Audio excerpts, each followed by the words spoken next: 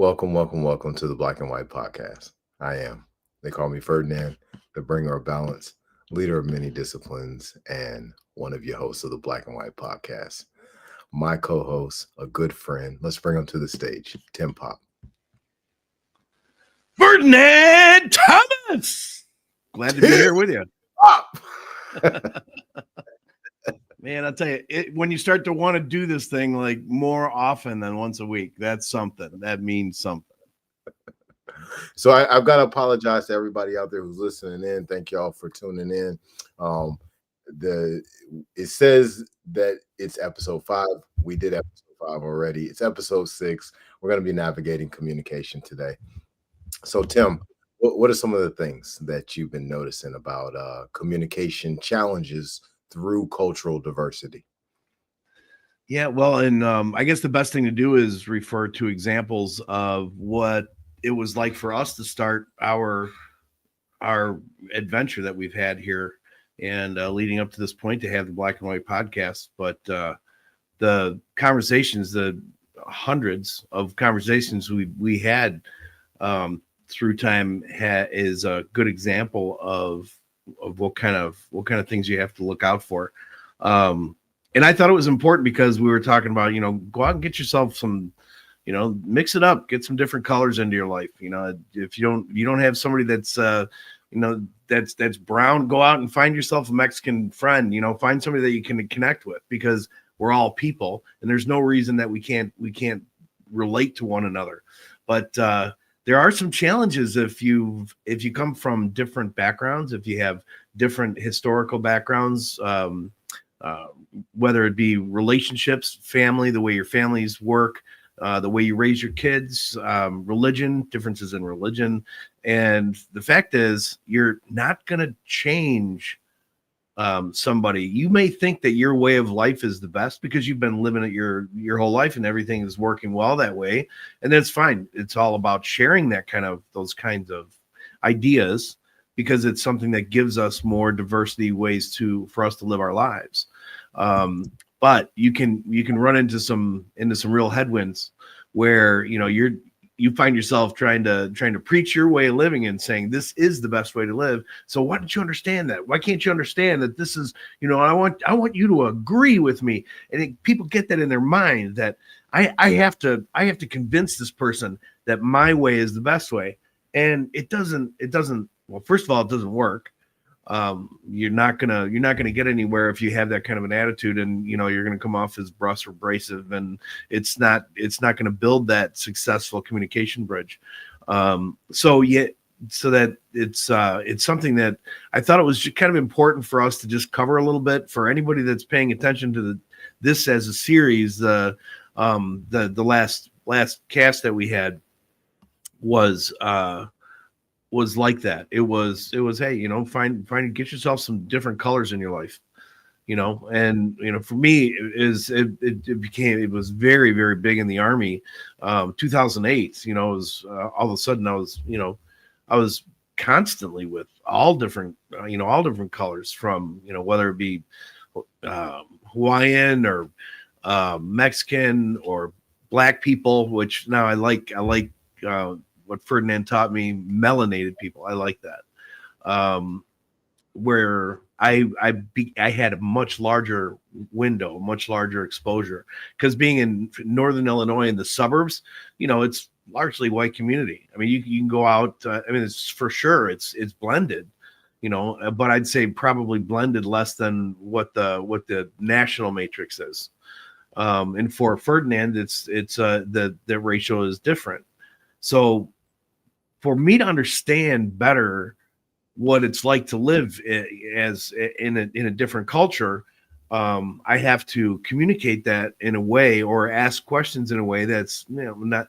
You tell the right up front. You say, hey, listen, I may say something that's offensive because I just don't know any better, And if there is something that's offensive, I really hope you can give me a reason why. Don't say, well, you just don't say that.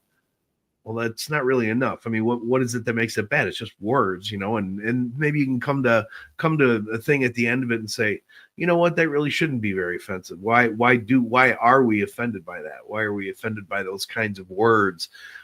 So anyway, we thought it would be good to expose the communication a little bit, talk a little bit about how Ferdinand and I began things.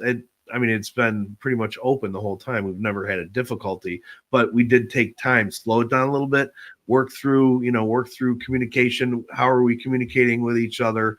It's something that we did grow on, but we've always had a good connection from the very beginning. Absolutely, and I'm very thankful for that. When you when you touch on the challenges that we often face between ethnic groups of people, that has a lot to do with belief of self, and pending what we believe about ourselves is going to not completely dictate, but it's going to heavily influence the delivery of communication. The tone, the pitch, the inflection, the language use, the syntax, the sentence structure, the delivery of that message. So before we go too far into the talks that Tim and I can do, I do want to bring something to the screen, because I want to break something down before we move further for all of our listeners out there. And again, thank y'all very much for listening to the Black and White podcast. It's episode 6. We're navigating communication through cultural diversity. I'm the guy with the books. We got Tim over here. Now check this out, y'all. We got the transmission of communication. We have the communication model here, or this is a decent look at the communication model. It's drawn in different ways, but basically what we have in the communication model is we have a source sender of a message. They're encoding a message, and as they encode that message, it has to travel through noise. I would even go as far to say that the noise is not just the tone, pitch, and inflection. The noise is also how we think, what we think about ourselves, right? And then as that message is sent to the decoder, now it has to travel through noise, while there's also the noise in that person's being that they have to overcome to get the intended meaning of this message. And then the proof of all of that is based upon the message that the decoding or the receiver sends back to the source sender, right? So this communication model helps us to understand what's happening. Tim, I already know you don't need this, but I want to make sure that everybody out there who might be, you might not know much about communication, and that's fine. This is where one of the things I think about this particular diagram that's good. Noise is also how our brain is built. What is the model? What is our personal matrix like? We refer to it as the paradigm. I have a paradigm. This is the way I look at life. I think the way that I have thought for the last, for the most part, 50 some years. And it was something that was built from then based on what was around me. What was my family life like? What were friends up and down the street like? What was it like going to school? And to me, I built a paradigm of what life is. Well, that paradigm looks different in Ferdinand's head. So when, even though we have a lot of similar experiences, there's also some experiences that they're vastly different. So when I'm talking to him, he's using his paradigm. That's part of the noise that you have to figure out how do you bring that down? How do you bring that to a controllable level to where now that's not a factor, where we can see each other's paradigm and say, okay, now I can decode his message that he's sending to me. And then he can also say, well, normally I would say it like this, but he didn't grow up in the neighborhood. So I'm going to explain to him a little bit differently. So he'll encode it different, send it through what could be noise is now wiped out, and then I can decode it in my mind. So it's we see those we see that combination of things, and we're able to understand the message better once we break down that paradigm what we each have. Does that make sense? Makes perfect sense, and thank you for that. When we're talking about communication through cultural challenges, through cultural barriers, it brings me to think about the question that your friend asked last on our last episode, and then we talked a lot about what happened in the South, in Mississippi. When we talked about what happened in the places like Alabama, Texas, Florida, right? There's been a lot of challenges that have taken place between Caucasian and melanated, or whatever a person may identify as, black, colored, Negro, African American, whatever, right? But between these groups of people, there's been a lot of butting of heads, and tradition in certain families are certain ways, traditions in the families over here certain ways, and if we're not communicating, so we don't know what those traditions are, and if we overstep, depending who we're dealing with, it could be an accidental overstep that makes the communication between those two people even more challenging, right? So we need to know a little bit more about each other as much as we can, but we also need to show up with a balance of selfishness and selflessness. Many of us step into communication spaces thinking all about self the entire time, not really looking into the reality that you're communicating to someone else. So now that individual's input, how they think, their feelings, all of those things need to matter to you in that space. Because if they do, now you're going to operate differently in that communication space. You're going to get totally different results because of that. But it is because of a mentality of a balance between selfishness and selflessness. We need to have the selfishness, make no mistake about it. We need to have a certain amount for self always. We need to put self first. But we also need to live in the reality that our brothers and sisters out here, they need a little bit of energy from us, right? So we stepping into those spaces in the proper mindset helps us to achieve better results. Yep. And taking from there, I would say if you're starting a new conversation with somebody and it's something that might be either a delicate situation or something where it just culturally just had no idea that's how you lived your life. So what the way I like to look at that is you need to set parameters. What are the parameters of what it is that you're about to talk about, and what are your expectations?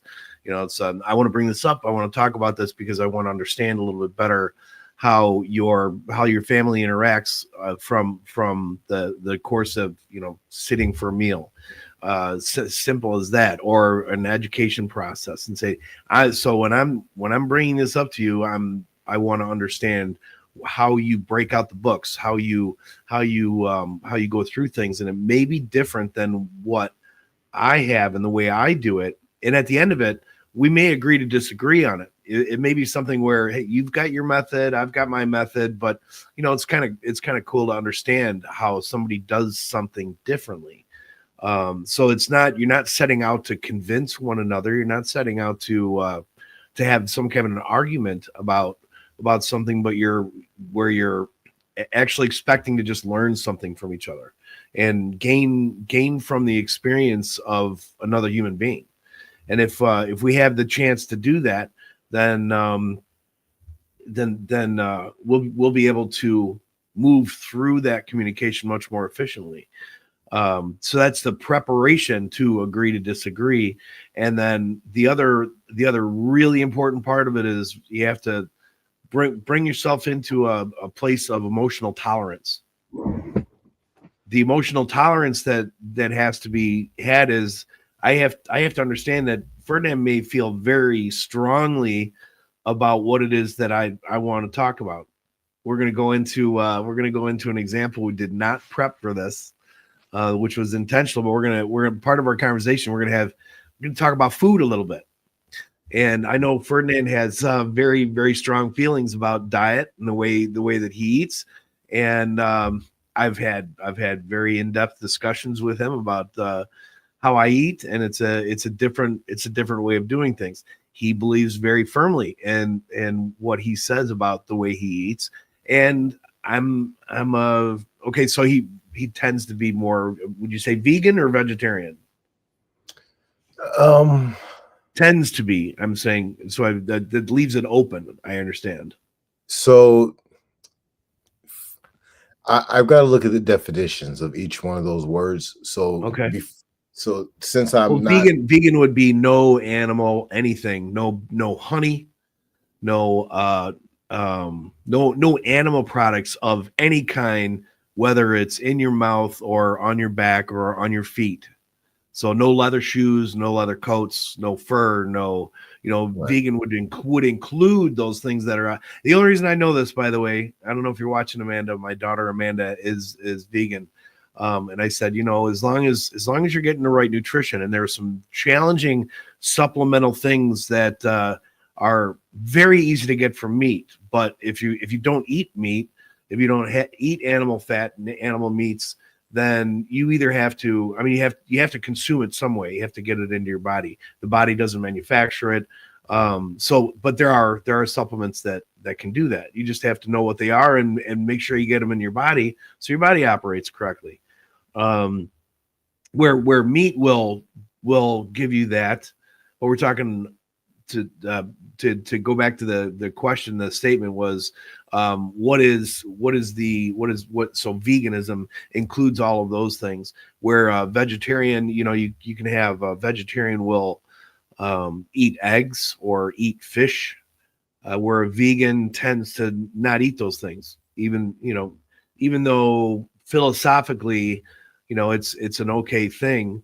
And sometimes they'll even make exceptions. Even a vegan will make exceptions. She's hasn't Just so we gone. don't, so we don't Go get ahead. too far up in the weeds. I would say that it's probably neither one of those for me. Like I'm working towards, I say both of them, but occasionally I still eat fish, Yeah, and I haven't really put a whole lot of effort into taking a look at what all of my products and my clothes and all that is made of.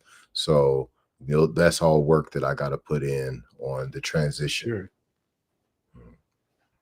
And also, you have a reason for not, let's say, eating cow, and what would be the reason to not eat beef?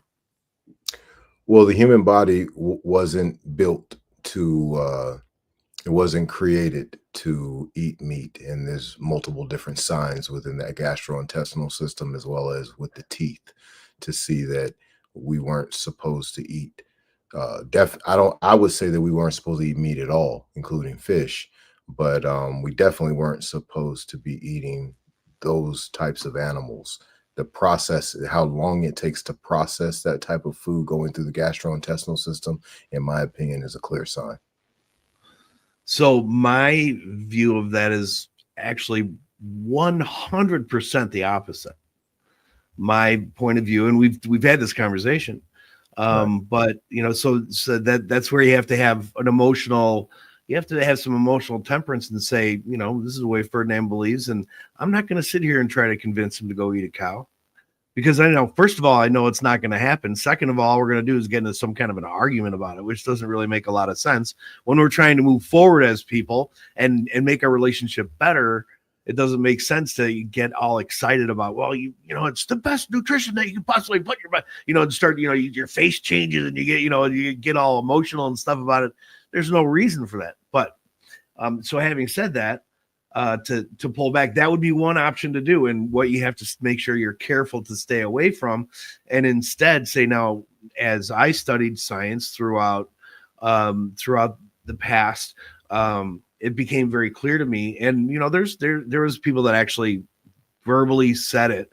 So there was teaching to me that I built on that idea and that thought. So this is not my invention, but when I look at the human digestive system, it's short, and you cannot digest, you can't get all the nutrients very effectively from plants because the digestive system is too short, so it doesn't have to spend enough time in the gut.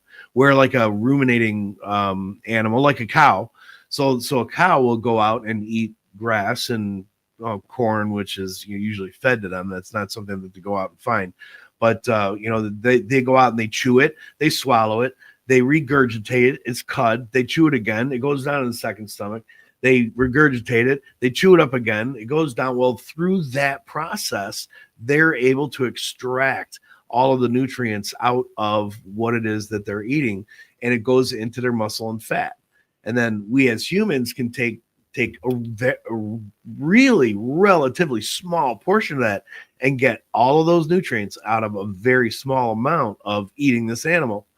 And I mean, to me, that's the digestive system, but the beginning of the digestive system being in the mouth with saliva and teeth.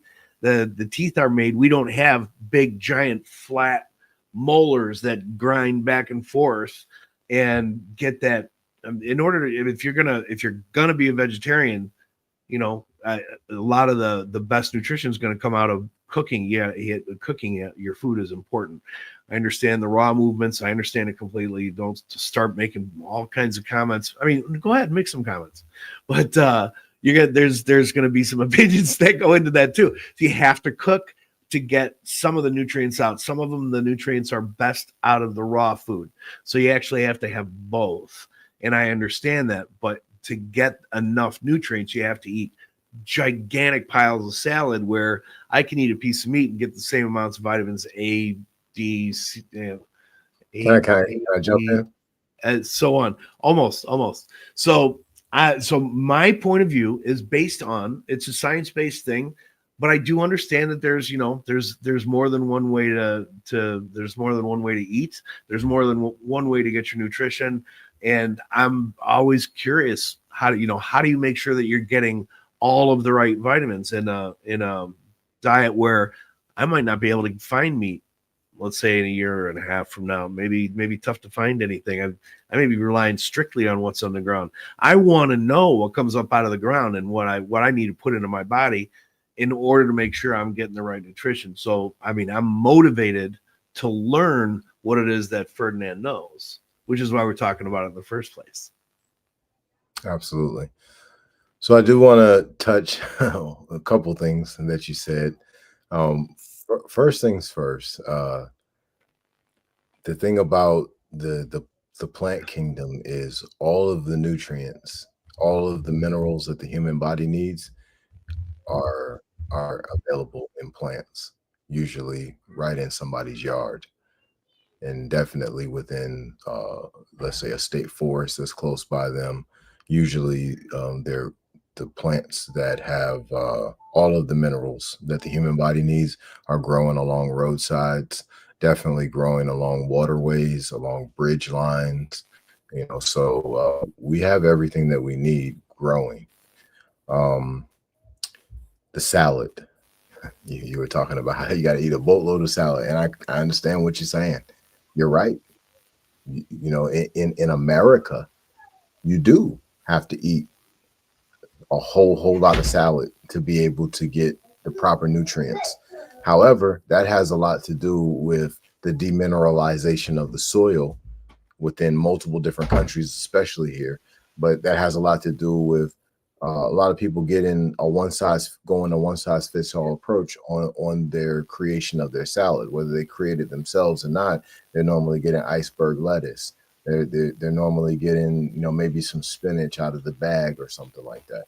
And if that's how they choose to do it, that's their business. However, these are going to be the lowest amount of nutrient content in food. So when we have that type of an issue, in my opinion, I think that people should study the plants in their environment. Study the nutritional content, the mineral content of those plants that are growing in their environment, because what you're going to get out of the grocery store is going to be a shell of itself, even if you're on the outer perimeter of the grocery store, right? But there are plants in our environment that give way more calcium than milk. There's plants in our environment that give way more protein than meat, right? But that is as a result of a person doing the proper studies.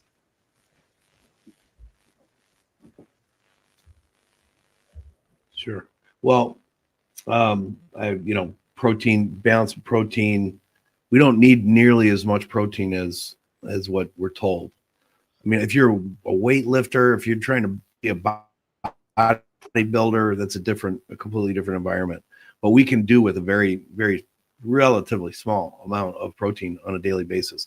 The idea that, well, I'm going in the gym, I'm working out, so therefore I need 100 grams of protein a day.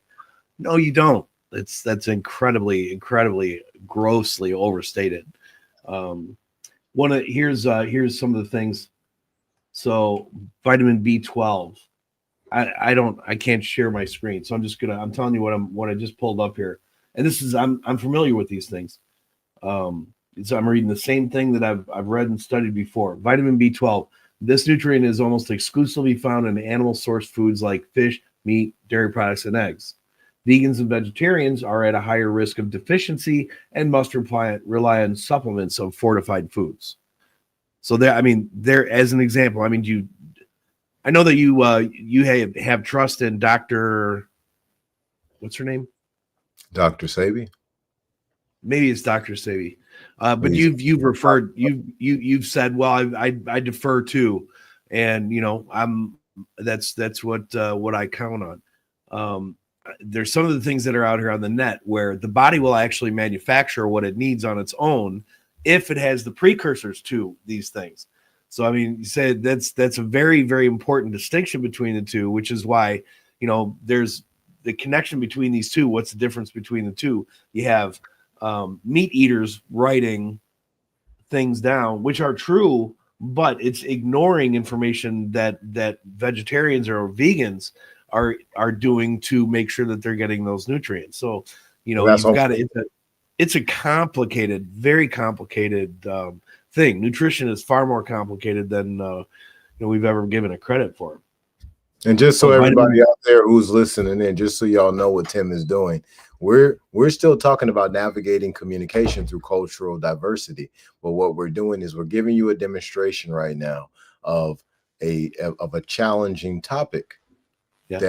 that is hard to have as a conversation through cultural lines, and we're demonstrating it being done in an effective and an efficient way right now.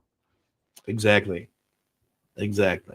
So as we work through these types of conversations, it's to use reference material and say, well, this is the reason that I believe in what I believe, and then and it's point counterpoint, and through it to the end of it, we can and we're often both doing the same thing. Well, all right, I just found this, and and we'll say, okay, so this is what it says, and then read back and say, and then we'll talk about that for 20 minutes and break that down, and by the end of it, we come up with a lot more information than what we would have had if we were just on our own, trying to come up with our own answers for, well, why is it that I eat this way, and you're not gonna figure that out as good as if like in this situation where I'm talking to somebody who has an opposite opinion, and a lot of that is cultural. I think is that a cultural thing for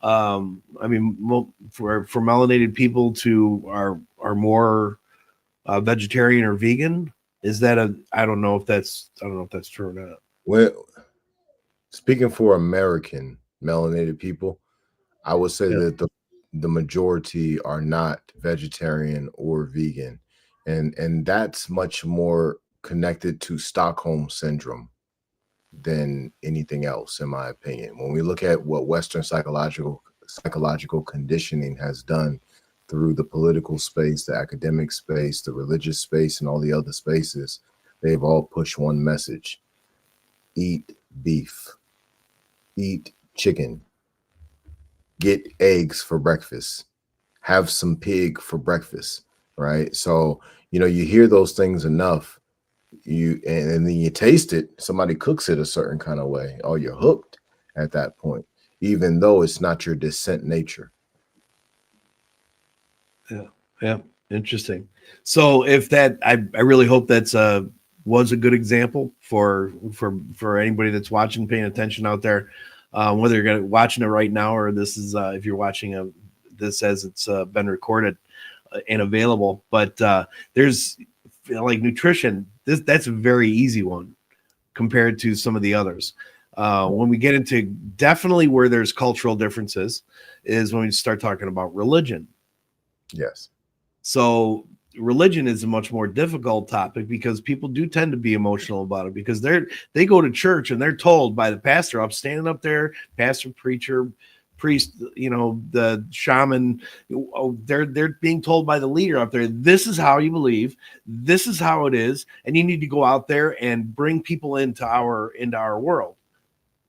I mean, if that's your mission, I mean, that's great. What I would like to suggest is that you just let people be who they are and maybe learn a little bit about who they are.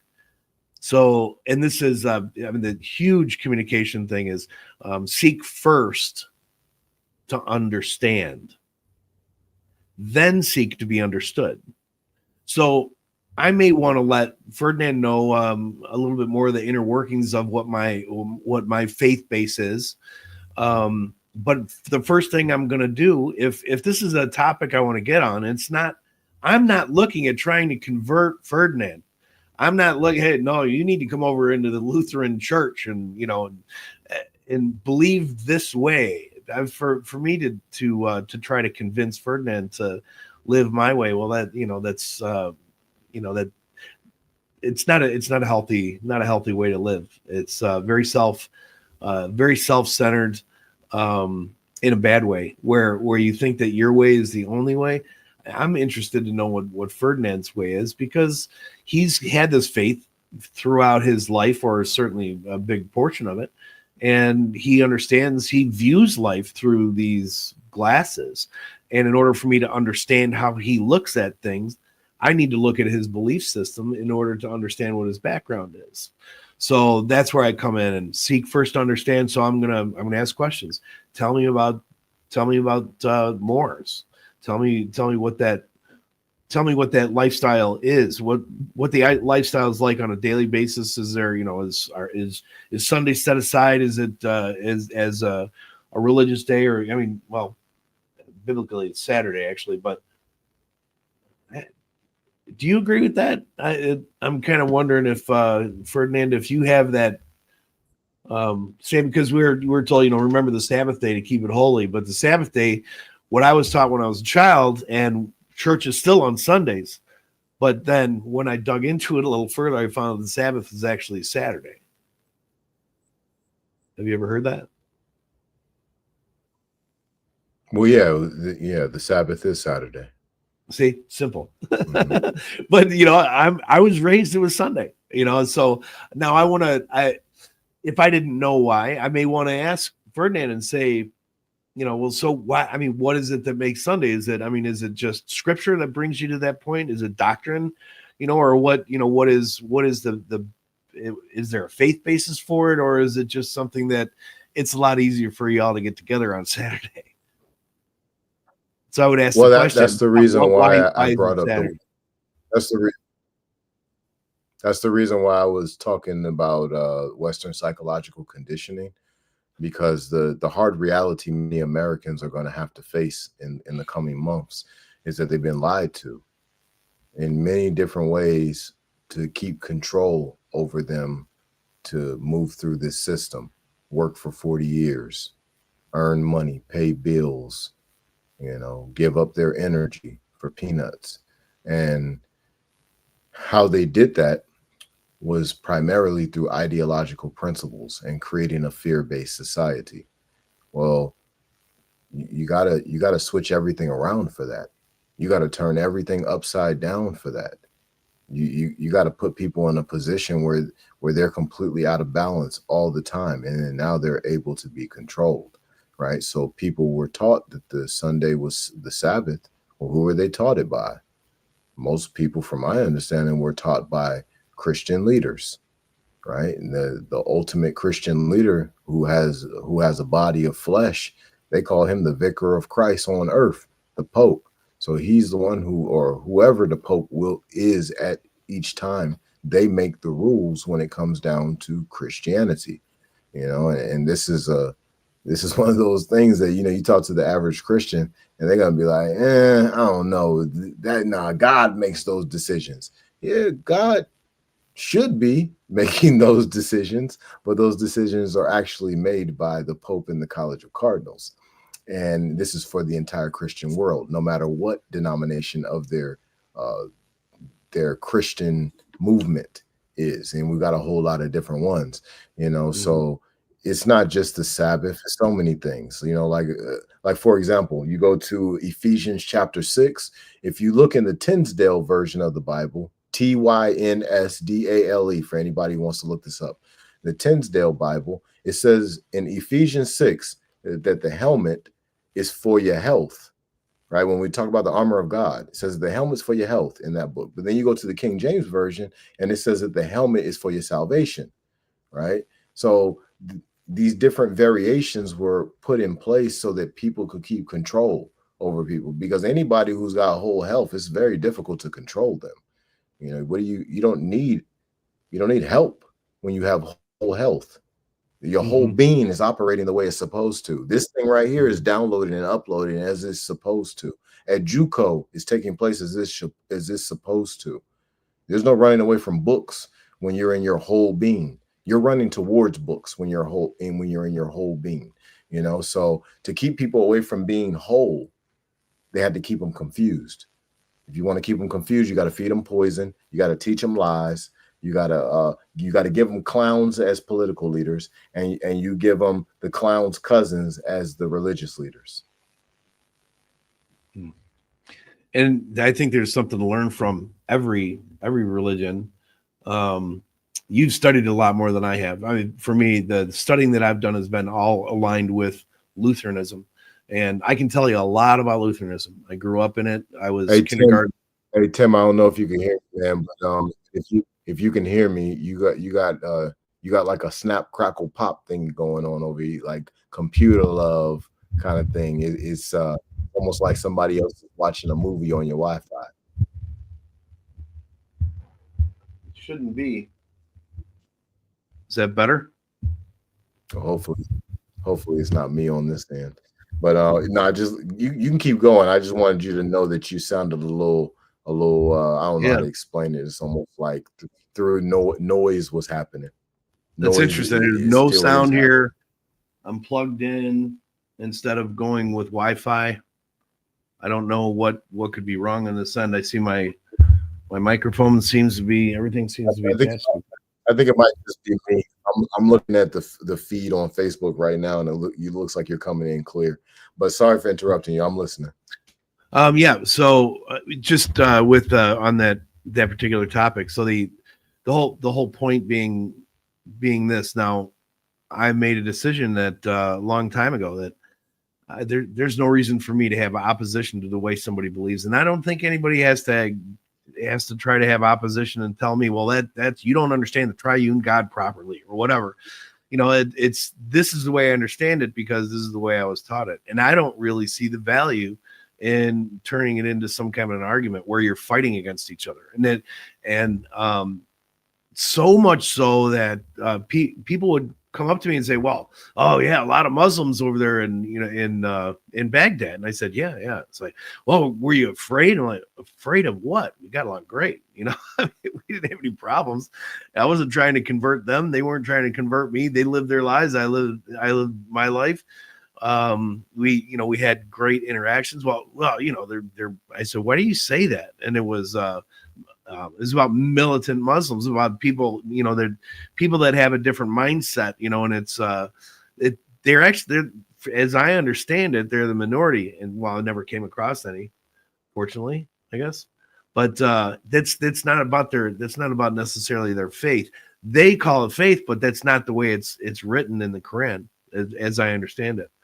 And the whole point is most people, they don't fit that kind of aggressive attitude. So if you take that out of your mind, take that out of your paradigm that you have, that well, they're different and they're Muslim and therefore they're going to be violent. It's like, no. You misunderstand. You're being taught wrong. And I'm talking about highly educated people were asking me this question. And I said, no, that's not the way it works. That's not the way it is in real life. Most of these people fit into the side of a peaceful nation. There are people like in the United States Go back to, Malcolm X and so on, where, they're very rightly upset about being told and manipulated to do things one way when they should have been left to be able to hold their belief in their heart and their minds, and be able to hold their life and be able to act and live in peace. And that's really one of most of everything I've ever seen in religion that falls along these lines, that there's not a violent streak there. That's not a mainline thing. Am I right?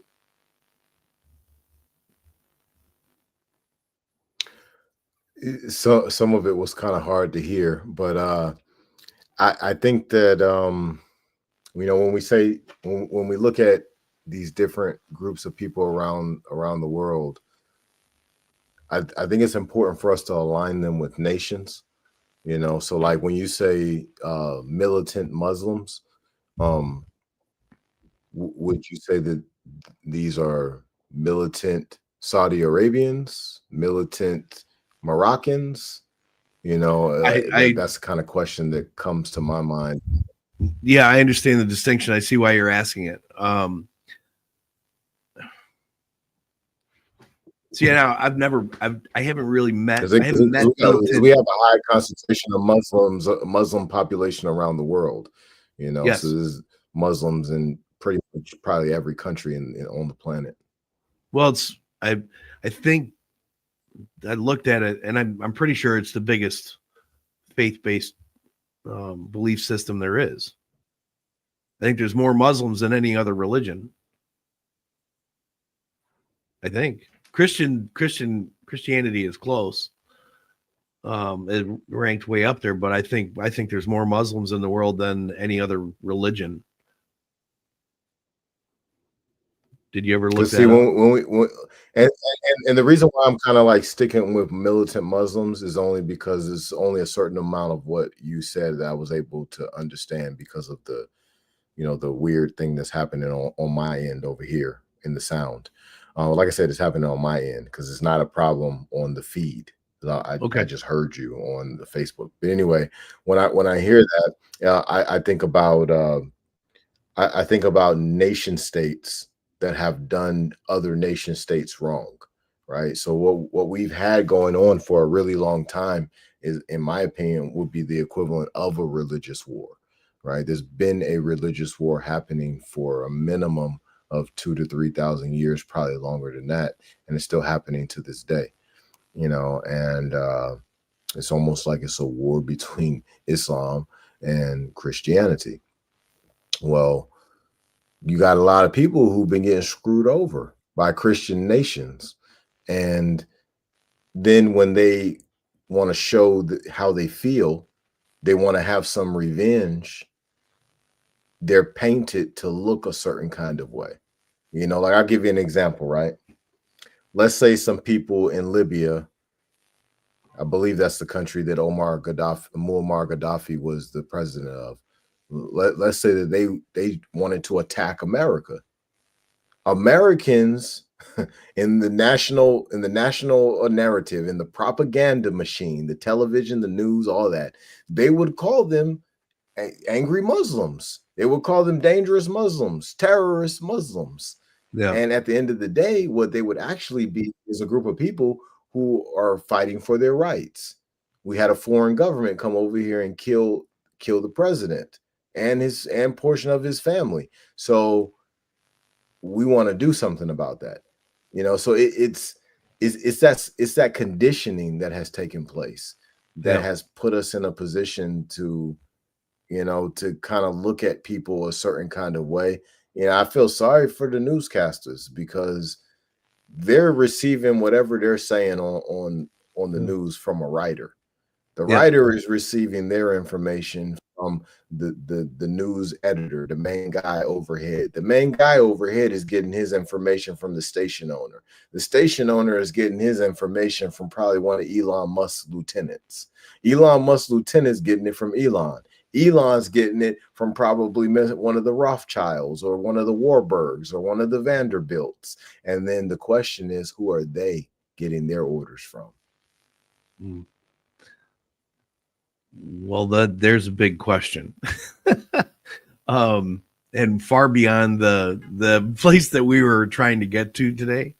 So really it falls right into the point. The point is that there's not as many militant religious people out there as you think. So when we talk about prejudice, to have a prejudice to say this is what their model of thinking is, and people think, well, they're violent people. No, it's not. That's what we're talking about. We're being taught. We're being taught to have this division. Is what we're talking about. We're being taught. Get feedback from you. We're being taught to have this division. Is what we're talking about. We're being taught. I'm getting feedback from you. I'm getting the speakers refeeding through your microphone. Oh, sorry about that. There was no way. I got totally lost. It was like I've got nowhere to go with this except just to wait it out. I don't know if because you're maybe trying to. I should have turned my microphone off. I wasn't even thinking about turning my microphone off, but I can hear you better on the Facebook. Yeah. Okay. I get you. Yeah. So I guess, and I know I've said this before. Can't we all just get along? I mean, it seems like such a trite thing, but it's not. The truth is that the people that you're looking at across the way, hi, honey. The people that you're looking at across the way from you, they're just make assumptions that they're okay. And have a smile on your face, and I understand that everybody's everybody bleeds red. We're all we're of the human race. That's what we are, the human race. Try to stop looking at people based on some you've never seen them before because you live in Northern Illinois. That doesn't mean that they're not reasonable people. So don't walk around and have a funny, strange look on your face. You just look at people like they're people. Look in their eyes and see human to human. That's that human to human contact. Don't make assumptions that their religion is this or that or the other thing, because quite frankly, that doesn't make any difference. What they believe in their heart and their religion and who their God is makes absolutely no difference, has absolutely no impact on you or your life. That's really my point. Keep trying to make it, because I think that's a huge barrier for people. And communication wise, understand that people have that. You making that point, and now I was able to hear a little better. I turned my microphone off, and then I went to the Facebook to hear, so I was able to get that. But yes, we all are one family. This is humanity, and what has happened throughout the years is divide and conquer. So everybody gets to be a crayon color, right? And crayon color, the white crayon colors stick together, the black crayon colors stick together, the purple crayon colors stick, all these colors are supposed to stick together. And then now that we've got that to work, let's go ahead and do divide and conquer again. So within each of the groups, now let's have religious sects. Now let's have education sects, right? So certain people, they're only going to hang together if they're doctors, or if they've got certain types of education in certain areas, right? So there's a lot of divide and conquer happening, but we need to get past that, and we need to get to a point where all of us are working together, all of us are communicating, right? We need to work through the challenges of the cultural diversities, and we need to have, like Tim was saying in the beginning, we got to have respect for each person's traditions, their cultures. And now if their traditions and cultures is leading down a space of disaster, we need to respectfully tell them. But at the same time, we need to also live in honor of the law of non-compulsion. And if that person wants to walk that path, we don't necessarily support it, but we also don't stand in the way. Yep, absolutely. And it was for me, it was really important that we covered this today. And we had the, let's see, protection better. I don't know what that tagline is there. Is that a question? Looks like we got global South nations prove black males not fit for leadership.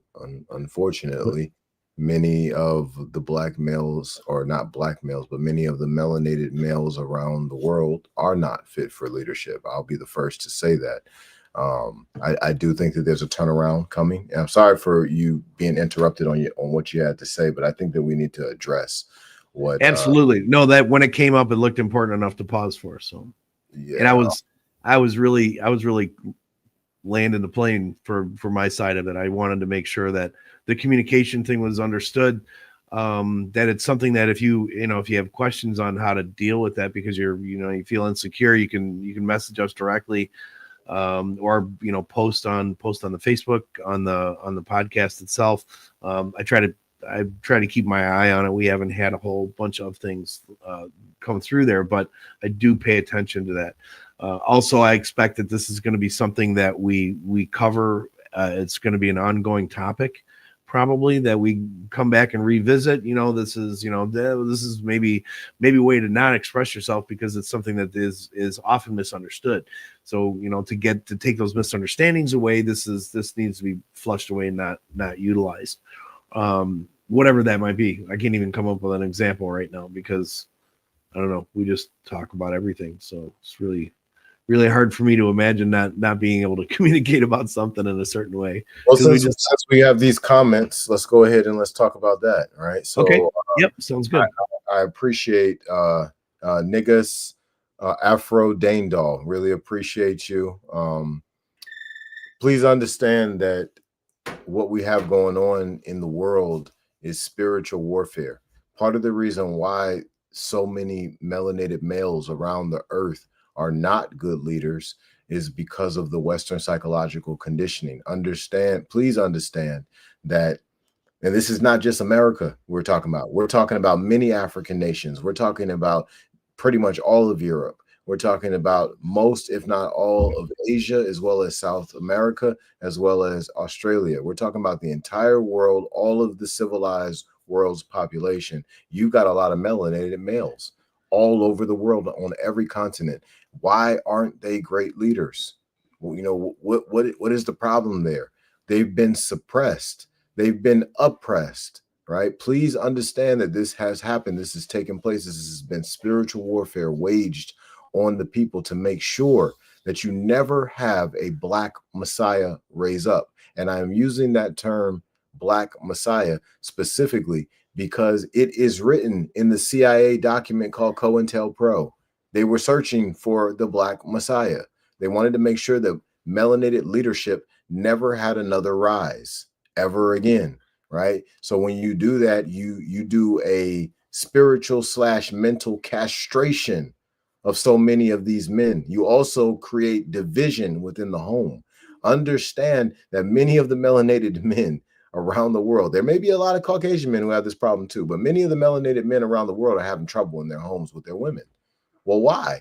Because the home has been infiltrated by the government, and the government has given a false sense of pride to these women to believe that the government can replace the man, right? So when you break up that home, you've taken away that man's most important leadership role. What happens to him as a result? How is his spirit damaged?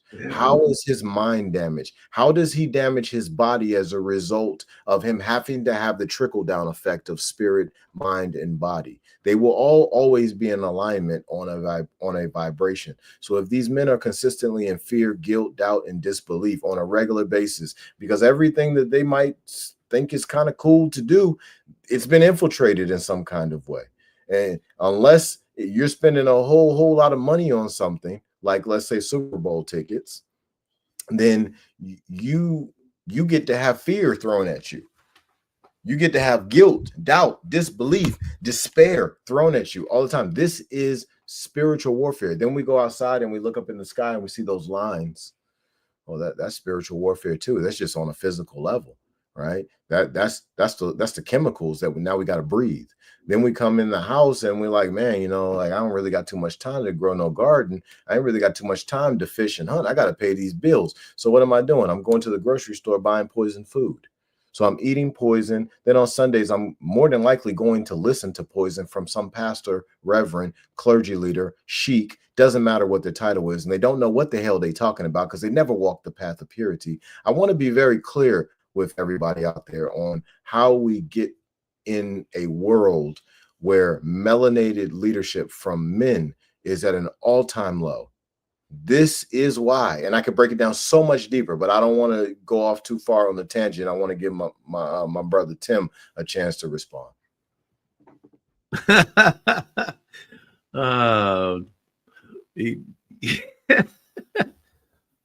Ferdinand, you do that a lot, man. Except when we're when it's just me and you, I can kind of pause and think about what you said, because whenever you talk, you say a lot of things. There's a lot of information that comes out of your brain and just flows out. So it's there's a lot of ground to cover that. I would have to say, now I don't know what the percentage is. I think that's probably one of the things I would look at if I was to analyze why are there not black leaders out there. I know that the capability is there because I've talked to, and I have enough friends that are melanated, and they make excellent leaders because they're in leadership roles. I think the suppression and breaking down of the families, that's got to be huge. I never even really thought about that. But take a man who, a man of pride and strength and value, and then take his family away from him, or make him want to walk away from his family. And now he's out, he's living on his own. And what's he doing? He's hanging out on street corners, hanging out at the bars, goes to work, does his thing, maybe pays child support, maybe he doesn't. Well, what kind of a leader is he going to make? He's not going to make a good leader, but the capacity was there.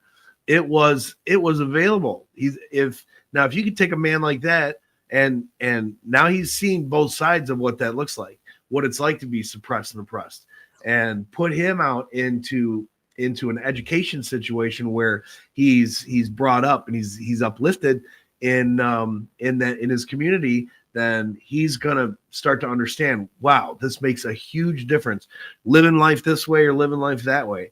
And I'm gonna choose to live the righteous life, and I'm gonna turn this thing around. Start picking up the right books, getting the right education, getting involved in community and understanding how people are affected, and then actually start to do things.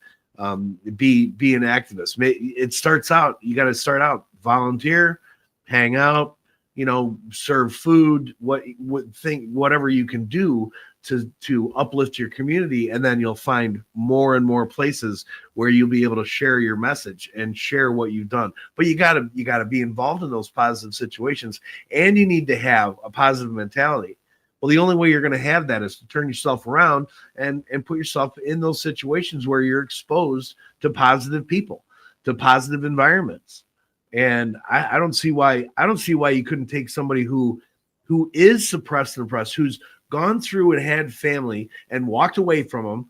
And I'm talking about a stereotypical thing, but I know, I've got Ferdinand here to back me up. If I get lost somewhere, he can stop me on this.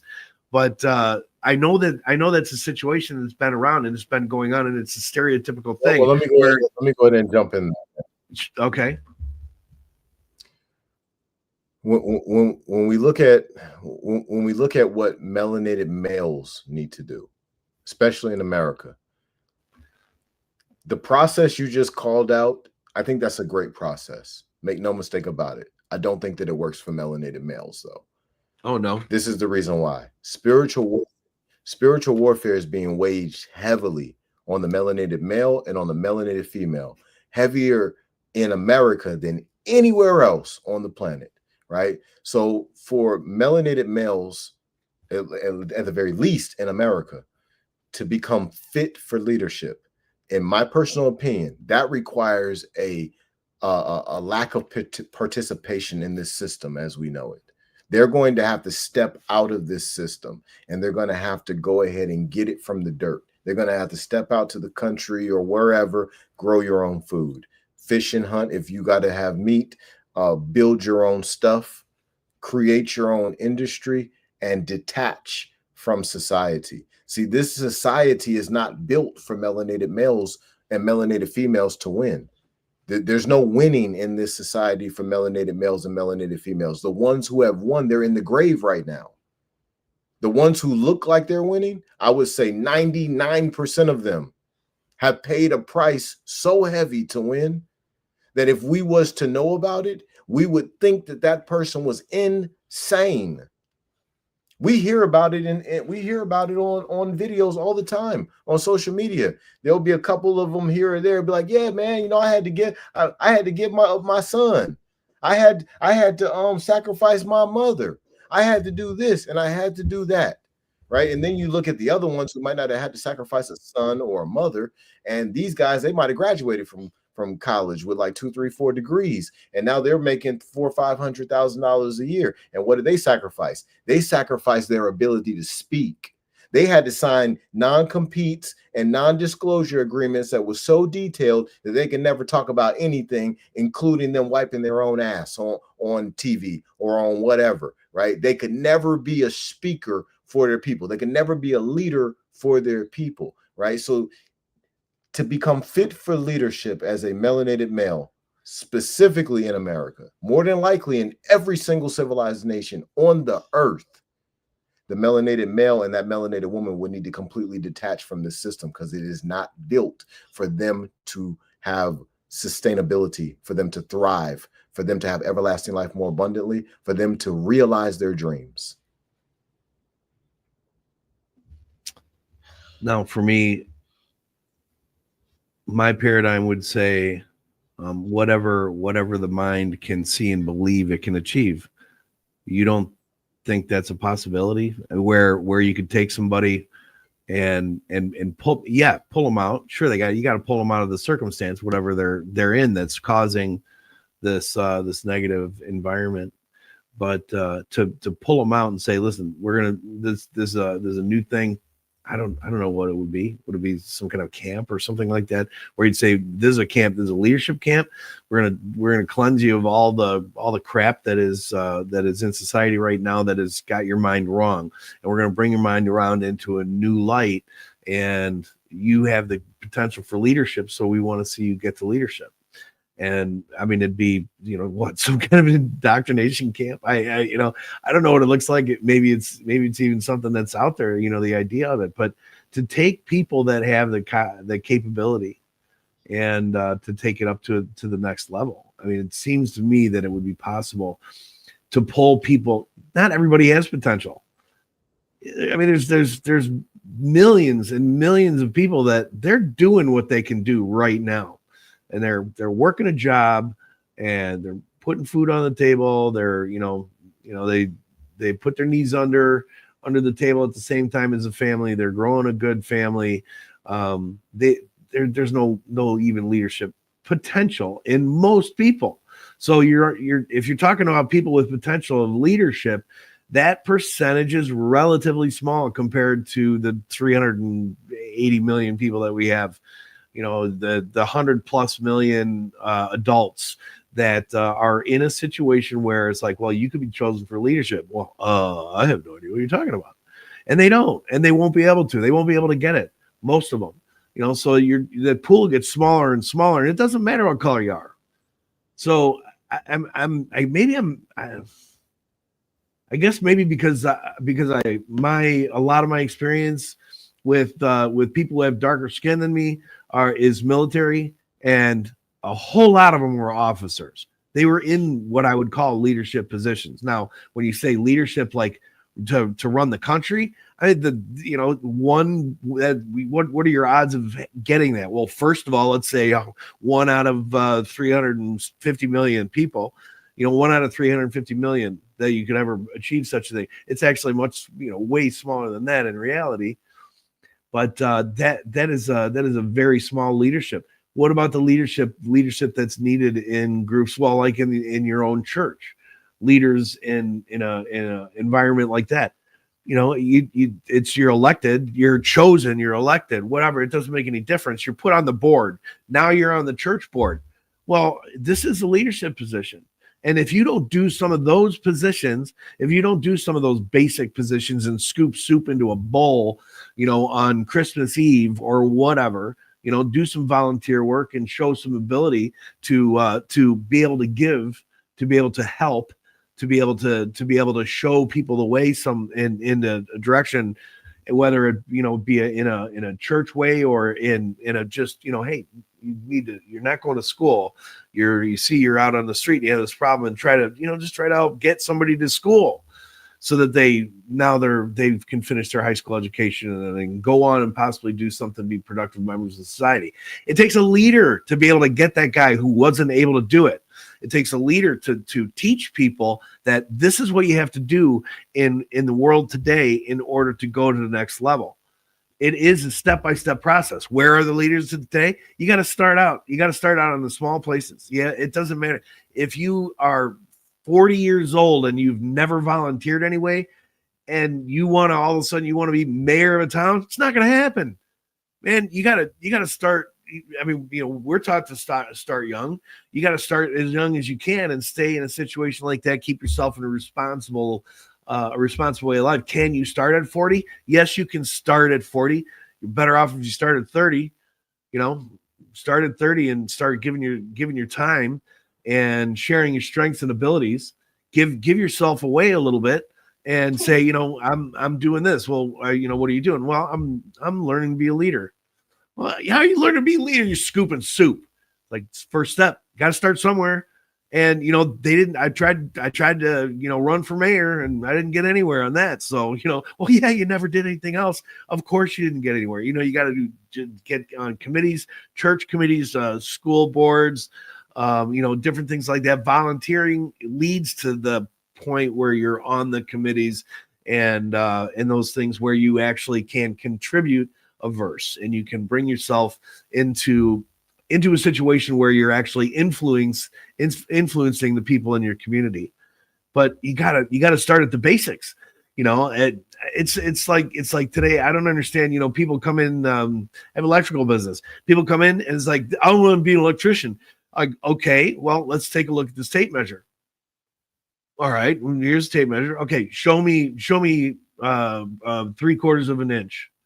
And they can't pick out the right line on the tape. Are they going to make a good electrician?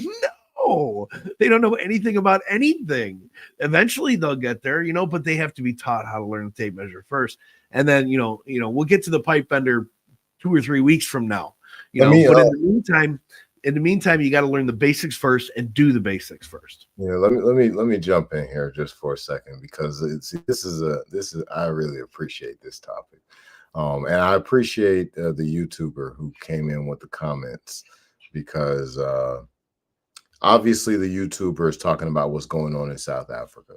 Completely understand, right? But we're in America, so I want to touch on leadership in America, utilizing this book that I'm about to put on the screen for everyone to see.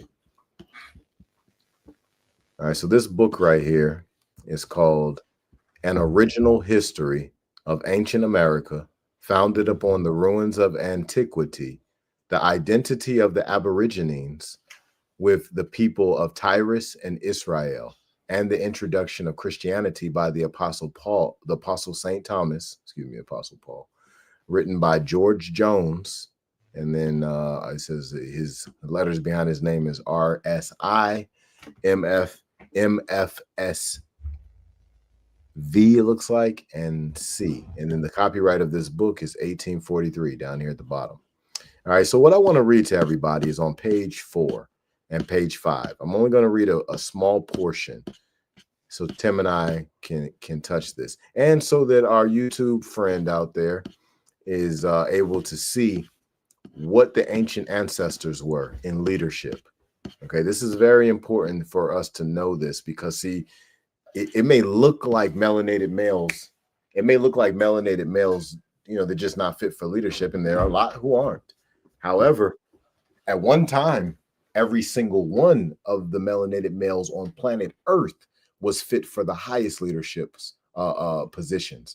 So I'm going to start right here in the middle of page 4, and I quote, The fundamental error with all writers upon the Aborigines of America is that they have viewed them as one people.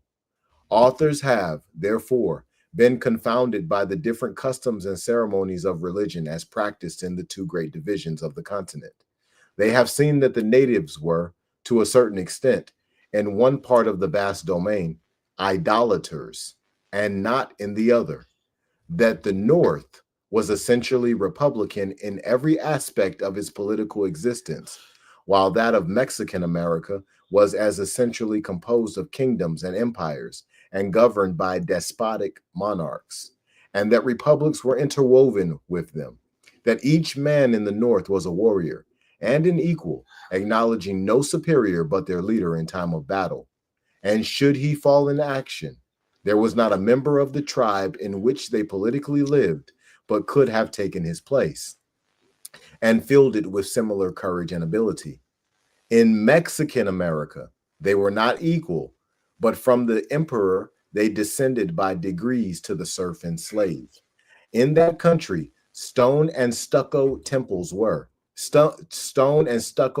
and palaces were, and still continue to be found, erected with costly magnificence, and in which were jeweled idols, to which they bent the knee. Their rich dwellings were splendid mansions, adorned with sculptured and beaten gold, and graced with the works of art, and as a people, enjoying all the refined elegancies of life. But in the North, their temple was the azure canopy of Jehovah, adorned with its myriads of golden stars. And when beneath that sublime dome they bent the knee, it was to the Almighty God alone. Their palaces were the gorgeous vistas of the forest. The columns were the gigantic trees, each year increasing in their stateliness. Their shadowy and painted roofs were the far-spreading branches and nature's tinted foliage. Their mansions were those of independent wanderers, even the simple tents of Israel. And as for jeweled idols and figures of beaten gold, they presented the diamonds of the human eye, radiant with intellectual beams, and glancing from the living emblem of the first and priceless image, placed in Eden's garden by the architect of the universe. There are many different references that I can use, but I'm utilizing this specific reference to help everyone out there know that melanated males as a whole on the entire planet, but especially right here in what we call the United States of America and Canada, were the highest levels of leaders. Every single one of them was fit for the highest level leadership positions. And that was as a result of living off of the land, being cosmically connected, having a strong family structure, which is the beginning of nation building. Mother, father, child.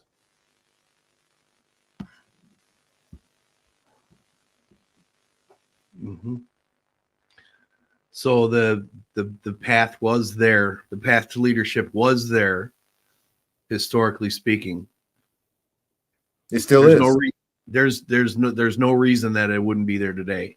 No, the path is there. It's not even a was. The path always is there. It never won't be there. It always will be there. However, it depends on how we utilize the law of suggestion. What we experience in repetition, we become. So if we choose to step into a realm of life that we don't really understand, but it's kind of attractive. We like the food. The females are kind of sexy, or whatever it is that pulls us in to that reality that we don't understand very well. We don't understand what governs that reality and what price that we have to pay for it. So this is the fall of the melanated people as a whole, by stepping into a European reality that they didn't understand and still don't to this day. Because if you talk to the average person who's melanated in America and you say, hey, let's talk about the Council of Nicaea.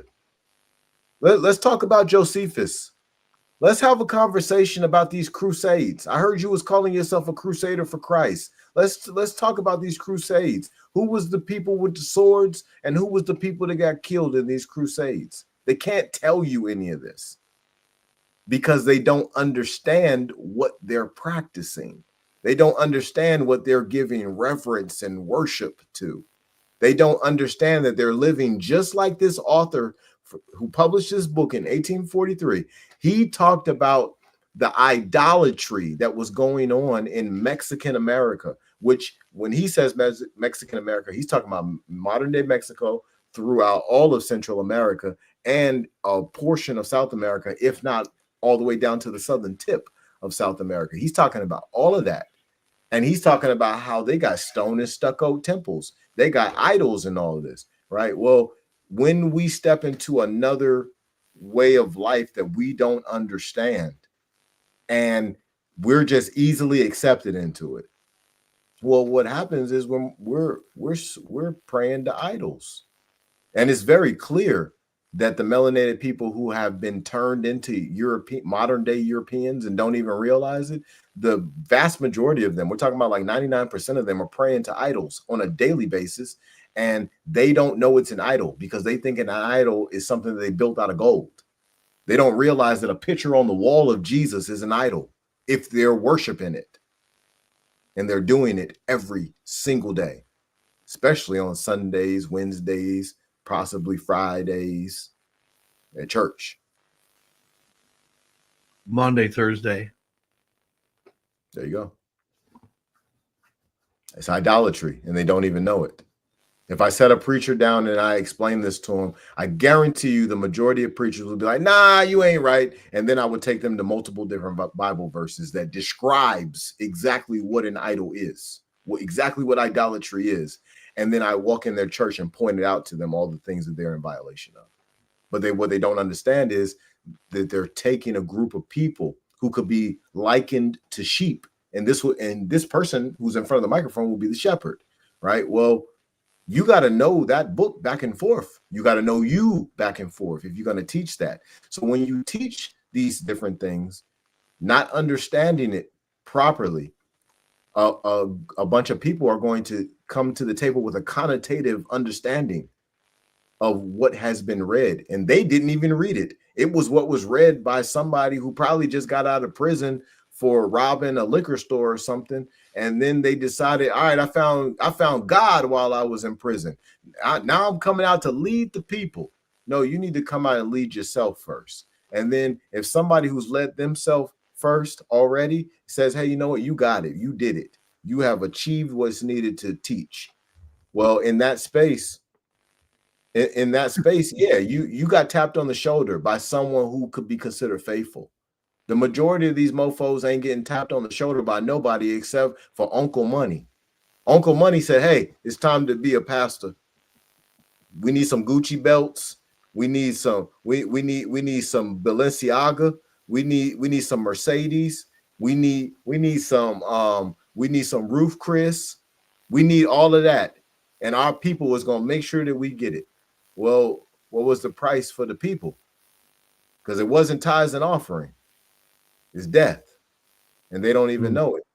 Yep. Same thing it is for the Aztecs. The price for idolatry is death. Now, that's a whole nother topic. What I'm talking about primarily is leadership. The leadership pathway is there as long as we honor thy father and thy mother, that thy days may be long upon the earth, that on the earth land that the Lord thy God Allah hath given thee. That is the great covenant. Now that covenant is said that way in the Moorish Science Temple. We can go to the Bible. That great covenant is in there. It's said a little different, but it means the exact same thing. Well, who are these fathers and mothers? Who are these foremothers and forefathers that we're supposed to be honoring? Well, it's the ancient foremothers and forefathers. We're supposed to be living the way that they lived. They lived right off the land. We just heard it from a European author who was highly respected of his time, because that book is dedicated to the Archbishop of Canterbury. And that book is dedicated to the King of Prussia. Somebody with a lot of money commissioned this man to write that book. And he clearly was one of the best of his time if they paid him that kind of money, because there wasn't that many people who could do that kind of work back then. Well, he just told us Exactly what we've already seen from so many other books. We know that the Aztecs and the Incas and so many other groups of our people from back in those times, they had those temples, they had those palaces, they had those idols. We know that. But what we don't know is about the people of the North. We don't know anything, most people don't know anything about them prior to 1492. That's all they know is from 1492 on. And they don't realize that prior to colonization, these are the greatest leaders on the freaking planet. And the bulk of them today, they call themselves African American. The bulk of them today call themselves Niggas, and they don't know who they are. They think that they are Africans. They think that they came from modern day continent of Africa. They think they might be Ghanaian. They think they might be from Belize. They think they might be from the Congo. They think they might be from this place and that place. And the reality of it, for the majority of the people, I was going to say, him and me in today's world, in the United States of America, they are the descendants of the people I just read on that book, talking about the greatest leaders that ever walked this earth, and they don't even know it. So when I said was, did not preclude and not include is, but so the pathway for leadership was always there, and there's no reason that it wouldn't still be there today, and it is. So it's just a matter of getting on that path. That's what. So to get on that path, it requires detaching. See, that path, for at least for melanated males, that's a spiritual path. We're talking about spiritual descent nature. So how do you get on the spiritual path? You detach from the physical. It doesn't mean you detach from the earth. It means you detach from the physical that's non-serving. Well, what's non-serving? That toilet, that shower, that stove, that oven, that refrigerator, all of these rectangles and squares that I'm looking at. These are not serving, right? So to walk the path of leadership is to detach and to allow spirit to do the walking. Walk by spirit, not by sight. Some will say walk by faith, not by sight. And I understand that that's the scripture, but I'm telling you to walk by spirit and not by sight. And how that works is a person taking their higher self and their lower self, or their spirit, mind, and their body, and you sync them. You bring them into equilibrium. You bring them into balance. And in that space of bringing them into balance, your leadership unfolds. It just comes out of you like you packing on deodorant trying to keep the sweat out, but you just can't keep the sweat out, right? It comes out like that. It comes out innately, because now you are walking the path of knowing thyself. You're not just trying to know thyself. You are walking as yourself in full authenticity. And Jupiter is going to come out of you easily. Go ahead, I'm listening. Let's assume that that this man, we're talking about this man, he's made a decision that he wants to take on leadership. He wants to find that kind of role, that kind of life. But he still has to pay his bills. He still has to, he still has maybe too much, and those are some changes that could be made too. But to take away, and this to me, I would say would probably be much more significant on a broader scale for people to find themselves is to, I mean, we're walking around with these things it's on everybody's hip right now. We're walking around, we've got everything's connected, and it seems like, at least back a while ago, 10 years ago, this is great. 20 years ago, this is great. I mean, you've got all the information that you need. It's right here. It's right on the computer. 10 years ago, it was in everybody's hands, connected to the internet, connected to social media, and connected to wasteful lifestyle, even, outside walking the streets, being in that environment and having to put on a show and to wear certain clothing and wear certain shoes and, to talk a certain way. I think within the framework of keeping the job and keeping things moving forward that way, maybe, you know, being there, supporting your family, but to make a change mentally, you gotta divorce yourself from the TV, from the social media, from that, you know, from the constant consumption of the crap that is being thrown in our face every single day. And it's become so pervasive that we don't even take a minute to get away from it. You know, by the way, like, subscribe, and so I mean, we're playing, you know, we're in the same world, but in that world, we're looking at a righteousness thing where we're trying to pull up mankind, and womankind. You know, if we're as long as we're going to use words like that, but the people that are out there that can start to make those changes. I appreciate going out in the woods, not living with a toilet, you know, living off the land. You know, you fish, you pull stuff off of the forest floor, you know, living that way. I've lived that way. I mean, it was, you know, individual trips. It was not like it was a long lifestyle, you know, in 10 days at a time. So, I mean, at least understand what that means, but it's not realistic for somebody to be able to pay their bills, but they can divorce themselves from these poisons that are out there. You know, if you find yourself spending all your time on social media, scrolling through reels, and, you know, reading and posting a bunch of crap on people's political posts, they're bitching about the election. Election's over, man. In 4 years, this guy's going to do his thing. So there's no reason to sit here and bitch about it all day, every day. You know, it doesn't make any sense. To digest that, to shove it into your body on a constant basis, that'd be the first thing I'd say to divorce yourself from. That, and anything that's negative on TV, anything that takes your attention away from your kids and your family, you know, bring it into focus. Start reading books instead. Start looking for things. Okay, well, what can I do to read that's righteous? You know, Ferdinand, man, he's got a whole raft of books that are all about positive learning history, historically who we were, historically who the melanated man was, and start to focus on who that was. Who was that person then? I can be that person today, and learn what it takes to make those changes. Learn to before you go giving up the toilet and stuff, you know, which I appreciate you saying. Appreciate you saying living on a very limited basis to really appreciate and to get inside your head, and man, there's nothing better than that. Nothing better than getting away from every single creature comfort that we have. But you can start with the little things, and get through those things first. Divorce yourself from the telephone.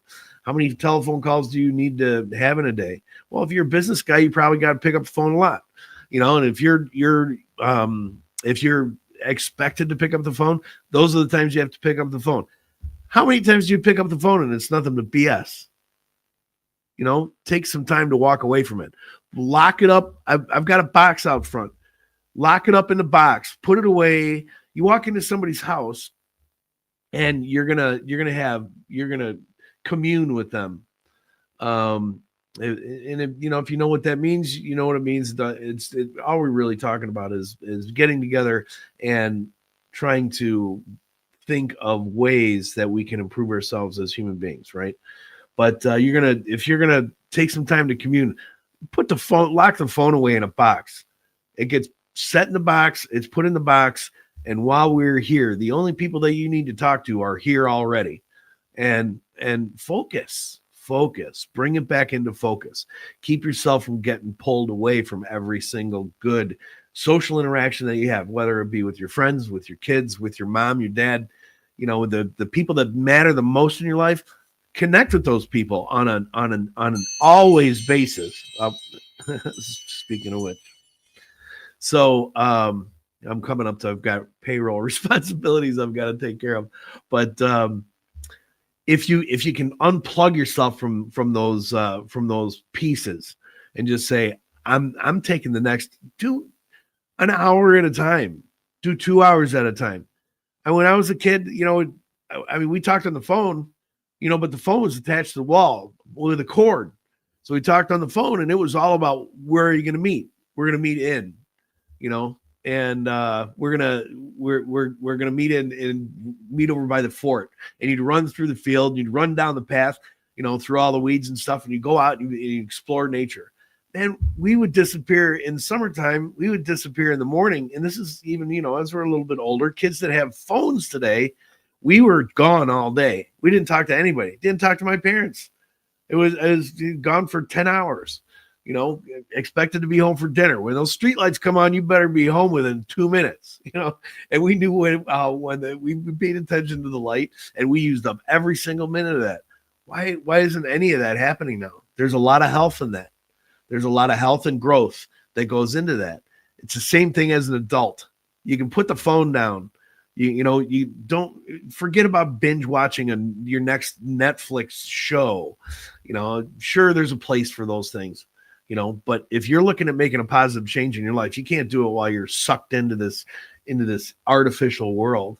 You've got to be connected into the real world in order to be a real person and make real contributions into your community, the humanity that's around us, connection into people that look like you, connection into people that don't look like you, and be something to step up and do the best thing that you can. It's going to make you feel better as a human being, and could possibly bring you into those leadership roles.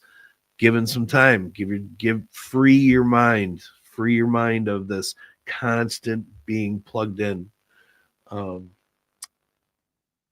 With that, I'd like to say I'm going to have to shut down here. Really appreciate my time with you, Ferdinand.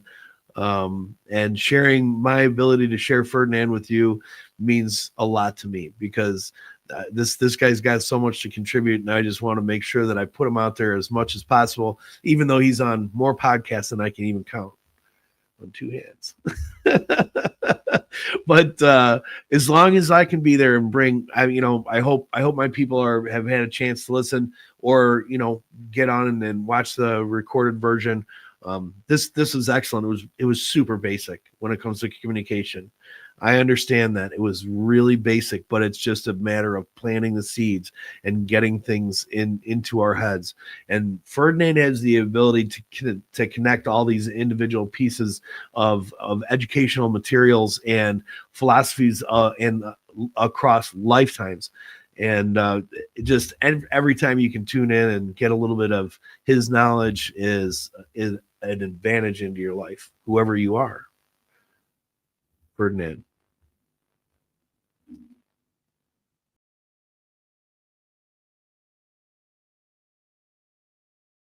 Let me turn my microphone on.